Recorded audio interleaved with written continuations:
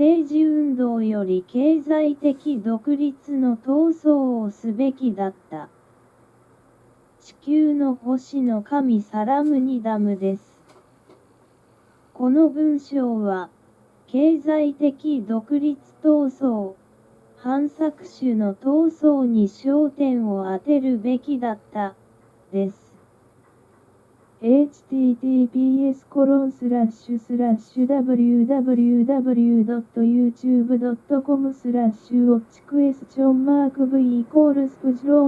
https://www.youtube.com/www.v=question-8cvr8 Indian Freedom Struggle Pipe Play Independence History of India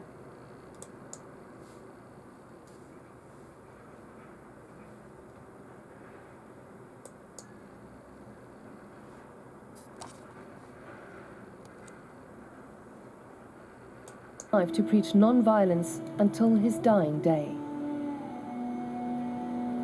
On January 30th, 1948, he was killed by a Hindu nationalist with 3 shots fired to the chest.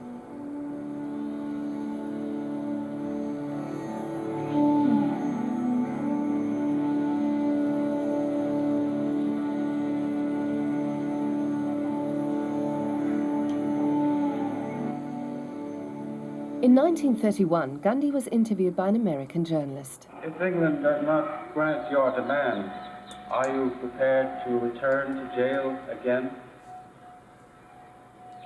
I am always ム prepared ス to リム return 国 to 家 jail. としてパキスタンとバングラデシュ、東パキスタン Would you be が prepared イ to ンドから die 分離独 in the 立 cause して of しまいまし India's た。 independence? それを防ぐためにサーカーは、政治的独立運動ではなく、経済的独立のための闘争をすべきだったと次のように論 At じ the ま time of す。 our interview, he was 85 years どこ old に間 and 違 recalled いがあ every った detail の of the でしょう plot. か。 I'm Gopal Godse, 繁栄感情 brother の of 結果、インド Nathuram のネー Godse. ション、意識 Nathuram Godse was が the one 19世紀に who 形成され assassinated た時、イン Gandhiji, ド人の指 then 導 known 者たち as は、 Mahatma Gandhi. 政治運動に着手 The する代わりに、 year was 経済的独立のための闘争を廃止すべき I でし do た。 not repent そうすれ for ば、 having すべてのイン participated ド人が in the 統 act. 一して叩かれたはずです。 Let 10経 persons 済闘争には、 go to the ヒン gallows, ド but ゥ let 教 this 徒もム person スリム not も live. パンジャーブもマラータ、マレージの感情もありません。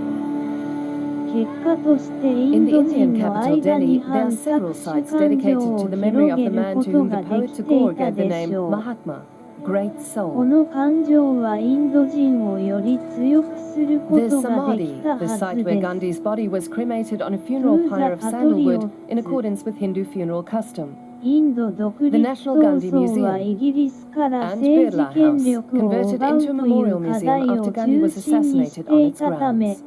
ヒンドゥー教徒 Every が day, 政 crowds 治 of 権 visitors 力 flock を there 握 from all り、 over the イ country, スラム Bengal 教 and 徒は Kerala, 劣等な Uttar 立 Pradesh 場 and に追い Manipur. やられるのではないか Many との Indians, 不安 rich が or イス poor, ラム still see it as their ナシ duty ョ to ナ make リ the ズム pilgrimage を生 and み pay 出した homage. という分析です。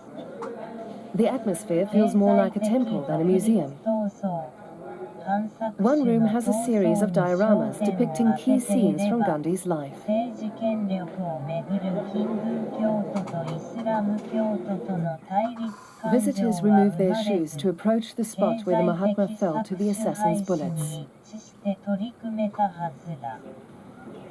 つまり、インド独立に向けての政治的独立運動は間違いだったというのです。この点でガンディーなどの国民会議派の指導者たちは間違っていた His と言いま notebooks, す。 walking stick, インド人 letters, ブルジョアが even his 搾取の blood-stained 継続を clothes. 願ったことが Everything 背 related to the life 景 of the にあ father る。 of the nation has been preserved.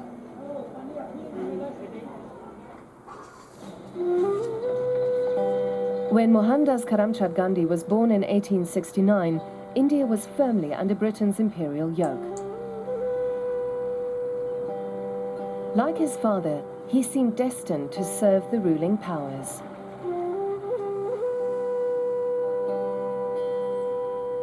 His family belonged to the Baniya caste, hard-working merchants from western Gujarat state. Gandhi's marriage at the age of 13 was arranged. He and his wife Kasturba would have 4 children. When he was 16, his father fell gravely ill. Gandhi's biographers describe him as a devoted son who sat at his father's bedside. Gandhi felt that he had a duty to nurse his father at the time he was dying, and hopefully he wanted to actually be with him at the hour of his death. But on that particular day when his father became critically ill, he felt more attracted to his wife, and he was actually in the act of making love to her at the moment when his father died.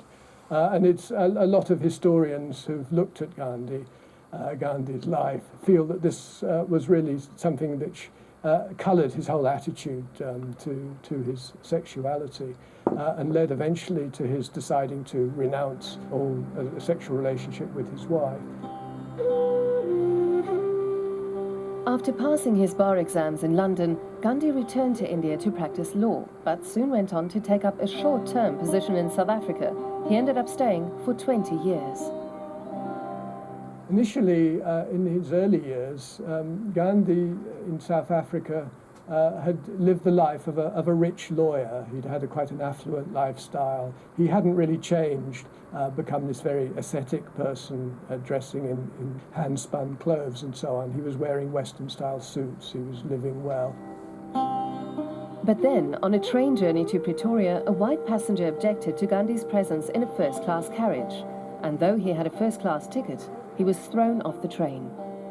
He resolved to stay and fight for Indian equality in South Africa.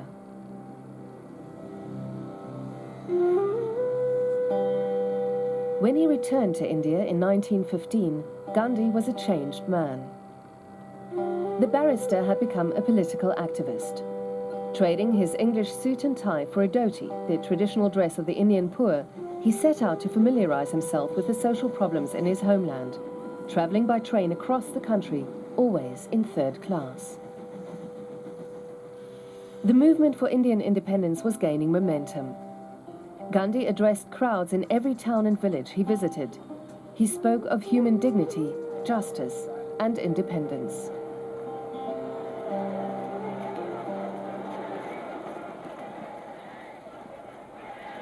Across the country, nationalists organized bonfire protests to burn textiles imported from England.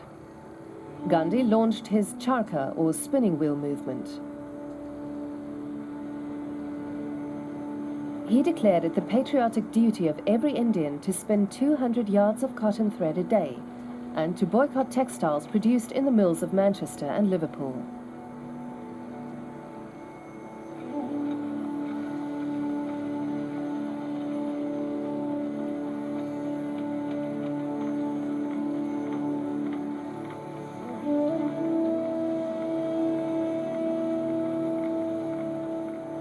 But it did become a symbol of a commitment to the nationalist cause, to every morning to sit down and to get out your spinning wheel and to spin your cotton thread. And they became very skillful at it. You know, they would spend hours every day doing this. And Gandhi saw this as something which was almost a spiritual task of spinning, you know, for the good of the nation. In 1930, Gandhi led the 3-week Salt March, walking 358 kilometers to the village of Dandi on the Arabian Sea, where he defied the British salt monopoly by lifting and auctioning off a fistful of salt. Gandhi and his followers were arrested, but it was a victory for the man who Churchill contemptuously called the half-naked fakir. Coverage of the march captured the world's attention.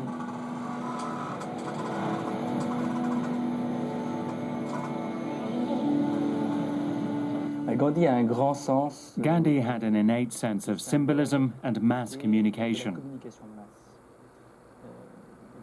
This seems like a contradiction, paradoxical for a man who came across as an ascetic, as someone who renounced worldly things in search of spiritual salvation. But he was a great politician and a great communicator. Mais c'est un grand homme politique, c'est un grand communicant. Gandhi's weapons were civil disobedience and non-violent resistance. The British countered with truncheons. Colonial repression was often brutal. Prisons were full.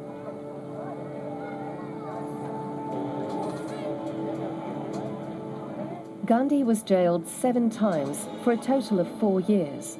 His protege, Jawaharlal Nehru, 8 times, serving 9 years. From the beginning to the end, the struggle for independence was led by the Indian National Congress Party. Gandhi was its guiding light, Nehru its chief organizer. The two men shared a deep bond, even if they didn't always see eye to eye. Gandhi, from a traditional merchant family, now an ascetic clothed in a dhoti. Nehru, the anglicised Brahmin, well-dressed and elegant, with ideas rooted in socialism. Somebody like Nehru, who embraced socialism in the 1920s, Gandhi was prepared to tolerate that because he believed that Nehru would always basically be loyal to him. So that he gave Nehru a sort of certain amount of rope, you could say, to go his own way. But Gandhi would always be holding it and able to draw him in whenever he felt, he was going to too great an extreme. And Nehru, well, he knew, that it was in his interest to keep in with Gandhi, but he also had a genuine affection for Gandhi. Nehru's own father had died in 1931, and in many respects you can see Gandhi as sort of as taking over that position of the father figure for Nehru. And so that they do have a very close relationship despite the differences. The two men were very different, not least in their views on religion. Nehru was a self-professed atheist, something rare in a country where refusing to express religious belief is a taboo. Gandhi was deeply religious. He began each meeting with prayers. Life in India is permeated by the values of Hinduism, which assigns a person's caste on the basis of birth.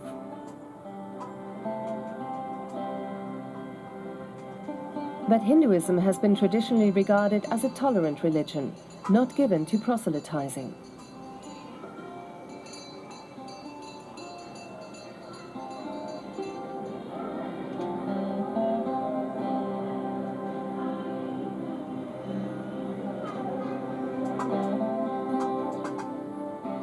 Islam had expanded under the reign of the Mughal emperors in northern India to become the country's second largest religion.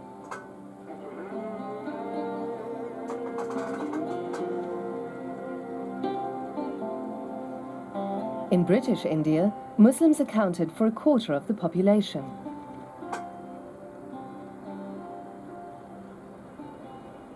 After the country's partition in 1947, that number dropped to 12%.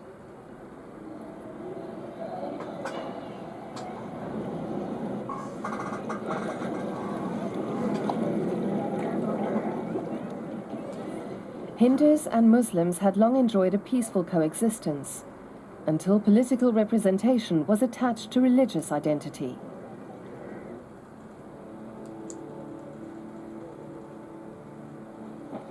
The Muslim League emerged as a political force in the 1930s, with the aim of protecting the interests of Indian Muslims.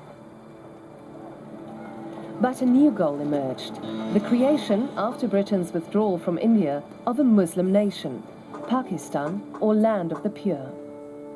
The party was led by Muhammad Ali Jinnah, who'd known Gandhi for years.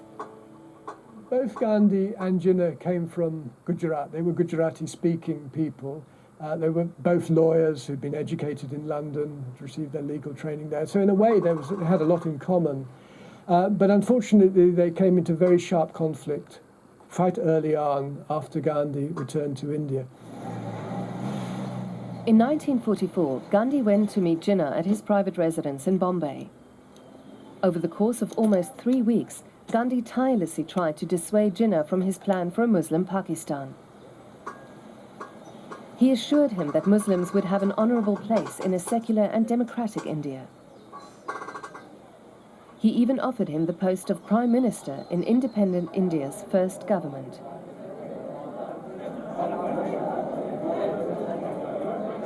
Jinnah ne supporte pas. Jinnah couldn't stand the affection and attention he was shown by Gandhi, because like many Muslims, he viewed it as a patronizing attempt by Hindus to assimilate Muslims. Gandhi saw himself as a universalist. He didn't want to be seen as Hindu, but as Indian.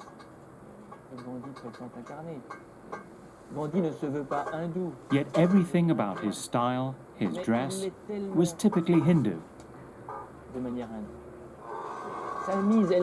His embrace of renunciatory disciplines and linking of ascetic practice with political aspirations, all that created the impression of a quintessential Hindu.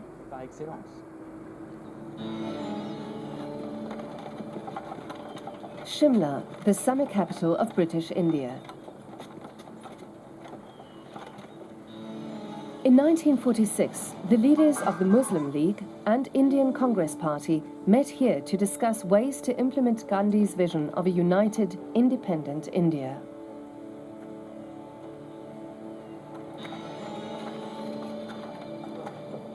Nehru's knack for diplomacy failed in the face of Jinnah's intransigence. After 3 weeks, the talks broke down. Jinnah's campaign centered on a single topic. Congress was a Hindu party with a Hindu leader. If Hindus won the first elections after independence, Muslims would face assimilation and oppression. To survive, they needed their own state, Pakistan. So in 1946, he decides to take the matter to the streets.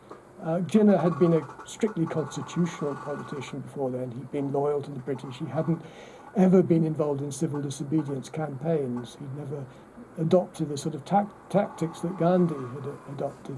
But in 1946, in August 1946, he decides to take the issue to the street. He's going to show the power of Muslims in India, and he has the Direct Action Day. Jinnah's call for a Direct Action Day on August 16, 1946, in support of the demand for Pakistan, sparked an eruption of harrowing violence in Calcutta. 5,000 people were massacred and 20,000 wounded. Most of the victims were Hindu. That led to retaliatory attacks by Hindus against Muslims elsewhere. Reprisal killings spread across northern India. Entire families were slaughtered.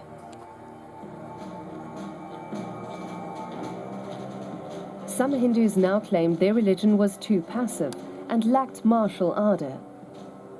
To them, the Hindu value of tolerance was an inexcusable weakness, which had for centuries allowed first the Mughal and then the British empires to enslave the Hindu majority. They felt the time had come for Hindus to assert themselves, and for Hindu men to reclaim their prowess.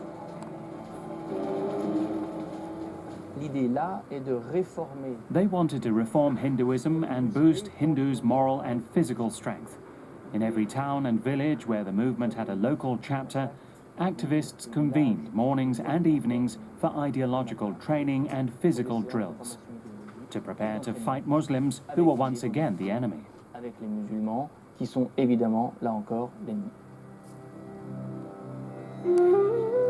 While Hindu nationalists massacred Muslims, Muslim League extremists butchered Hindus. Gandhi was horrified. He began a fast in Calcutta, which he vowed to continue until the violence stopped.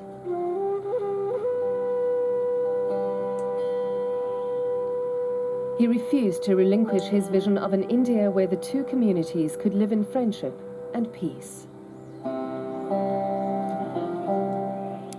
And Gandhi was watching all this. He was doing his best. He went to East Bengal. He walked around the villages where the Muslims had massacred the Hindu landlords. And he talked to the Muslims. He really put his life on the line. He went without any protection, just a few of his followers walking on foot. And he managed to persuade the Muslims there that there was not not right to do this. As he walked, people would throw glass pieces on the way, they would throw excreta in his path. And his answer to that was to even remove the very simple sandals which he used to wear in order to walk and start walking barefoot.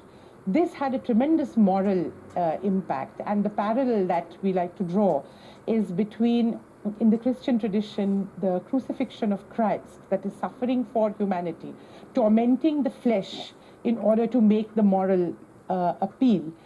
And then there is other retaliation by Muslims in East Bengal, where they're in the majority. They turn on Hindus and attack them, massacre many. Then Hindus in Bihar turn on the Muslims, and again they do the same in UP. And then in the Punjab, we see the Muslims retaliating by attacking the Sikhs and killing a lot of Sikhs in March 1947. So the whole thing is blowing up in a way that's becoming really completely uncontrollable. In March 1947, Lord Louis Mountbatten arrived in Delhi. As the last Viceroy of India, he'd been tasked by the British Prime Minister to negotiate an exit deal with Indian leaders. Mountbatten appeared bent on hastening the end of imperial rule, and soon came to favour the option of partition. Gandhiji said again and again, leave India to anarchy, but don't partition it. We will sort it out. Once you are gone, then we will see how to do it. But the British said, we will go only after you decide who should get what. And that is how partition became absolutely inevitable. So Gandhiji went to the extent of saying that partition could only take place on his dead body. And then, of course, the Congress leaders decided that they would accept the demand for partition. They felt that Jinnah was able to stir up so much trouble for them that if they didn't concede that demand for a separate nation state of Pakistan, then he would cause terrible disruption within India after independence, and perhaps compromise the integrity of the new Indian nation state. It would perhaps collapse. Sir Cyril Ratcliffe was appointed chairman of the Boundary Commission in charge of equitably carving a Muslim-majority state from British India. He was assisted by 2 Hindus and 2 Muslims, because he himself knew nothing of India. That was why he'd been chosen, to guarantee objectivity and fairness. Most of India's Muslims lived in the north. The plan called for the creation of one state with 2 territories, East and West Pakistan, located 2,000 kilometers apart. But Hindu and Muslim communities in Bengal and Punjab were inextricably mixed. Drawing borders was an exercise in absurdity. On August 15, 1947, the partition between India and Pakistan was made official. As the clock had approached midnight, Jawaharlal Nehru, the first Prime Minister of independent India, addressed the nation. Long years ago, we made a tryst with destiny, and now the time comes when we shall redeem our pledge. At the stroke of the midnight hour, when the world sleeps, India will awake to life and freedom. But the very morning after independence celebrations, Hindus in Pakistan and Muslims in India began to flee their homes. Muslims headed for Pakistan, while Hindus set off for India.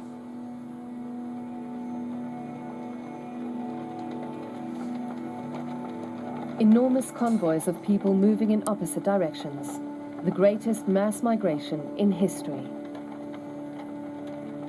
10 million people were displaced.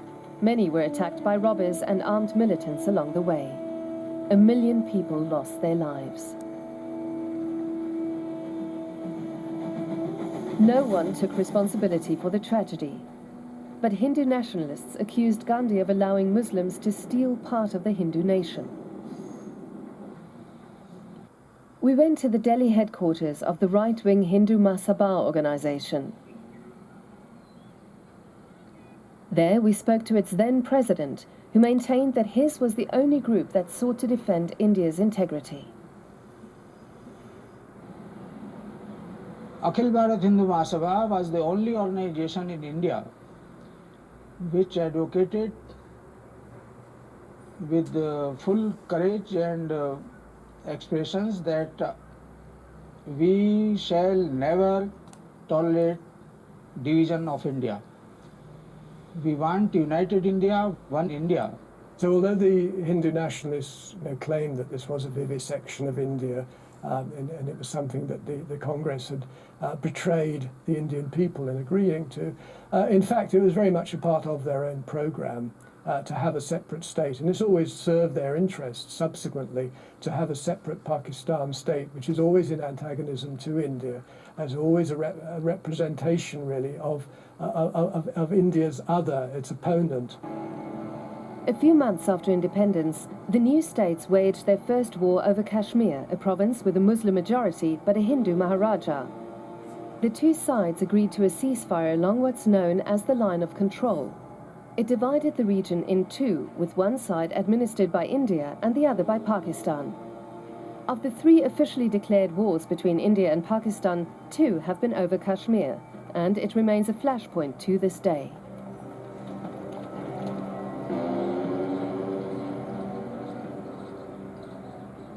On September the 9th, 1947, Gandhi moved into the Delhi home of his friend, the industrialist and Congress Party supporter Ghanshyam Das Birla.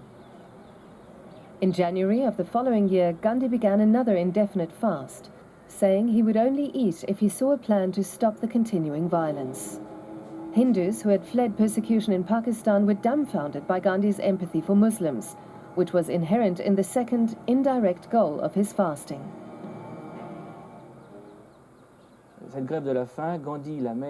Gandhi's hunger strike was also aimed at forcing the Indian government to release Pakistan's share of assets from the treasury of British India.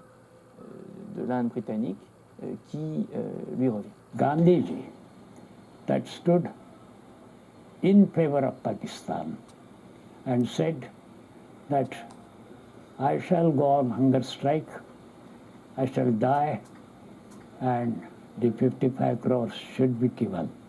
Then only I shall release my fast. At that moment, some youths like me decided, you will not die of hunger strike, you will die of bullets now. Hindu nationalists found it scandalous that Gandhi would fast to ensure India respected the financial clauses of the partition agreement and transfer 550 million rupees to a country that had launched armed cross-border raids on Kashmir. So on the 20th of January, there was an attempt. As far as I remember, 7 of the accused were present at the prayer meeting. They were Nathuram Godse, Narayan Apte, Vishnu Karkare, Madanlal Pahwa, and Gopal Godse, that is myself.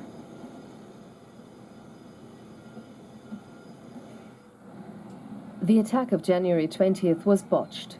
Gopal Godse was unable to reach the window from which he planned to fire his gun. He hadn't thought of bringing a ladder. So I tried from the window. I could not reach my hand also. It was so high, even inside. So that was for half a minute or so. So I just came out. Saranlal asked to ignite a gun cotton slab near the boundary wall. He did it. Then he was caught by the police. Further actions did not take place. So we all ran away from the place.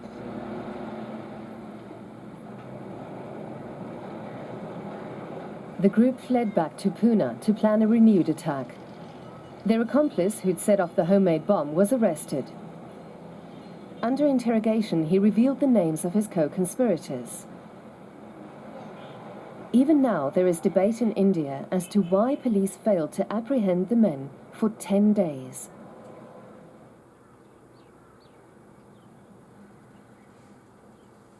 Mahatma Gandhi used to sit in the manner as you can see in this picture. This was taken on 29 January on the eve of his passing away. he would address. People would be sitting here, some